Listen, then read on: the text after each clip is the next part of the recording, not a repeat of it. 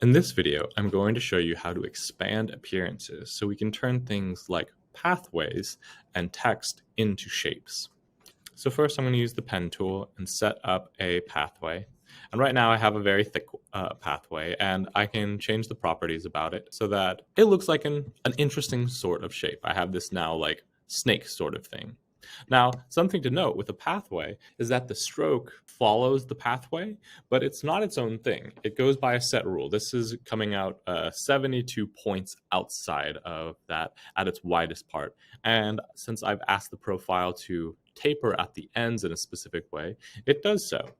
Now, if I try to adjust this, like by erasing or changing what we perceive as a shape, it won't do it because the only things the eraser can change is the line itself. And if I cut that line, it then applies that 72 point distance at that widest point and then tapers from the ends. And it's giving us kind of strange results.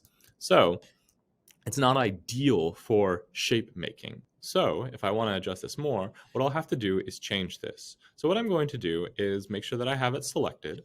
I'm going to come up to Object and then Expand Appearance. And sometimes we'll have the option for expand, sometimes we'll have the option for expand appearance. It just depends on what object we're clicking on.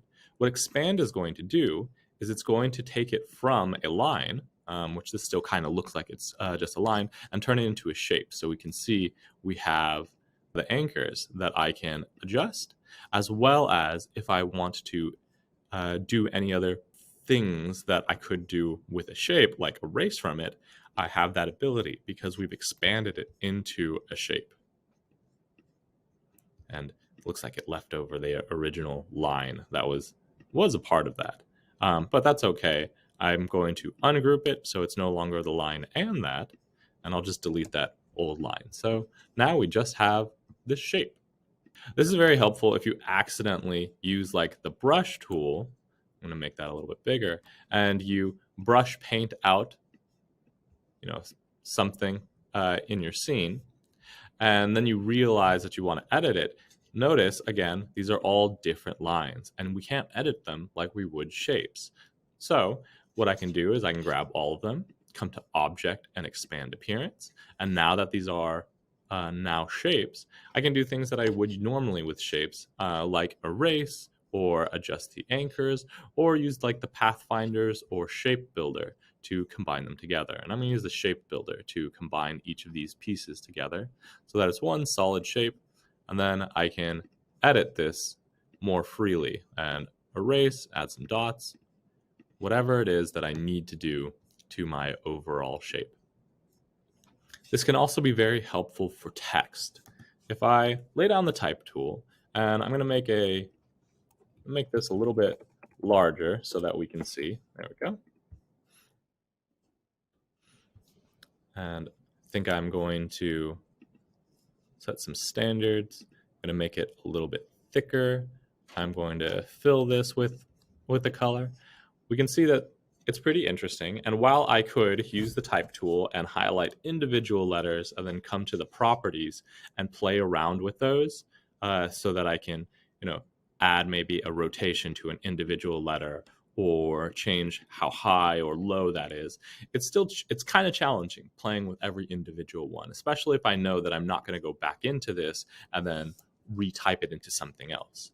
So using that same method, I'm going to click on this with the selection tool. I'm going to come up to Object, Expand, and you can see we got it now on Expand and not Expand Appearance. It just changes depending on the object.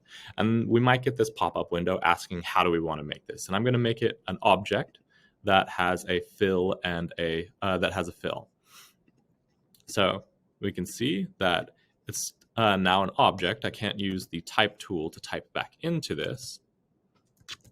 But it does have anchors. Anchors I can click on and adjust, as well as if I need to, I can use the eraser to erase out little sections to kind of play around with the overall shape. It still functioned as one big old group, but if I come to the group and ungroup, now I can freely move around each of these objects and make whatever sort of shape I find is interesting, or ever sort of arrangement I find interesting with this text. So that is expanding pathways and type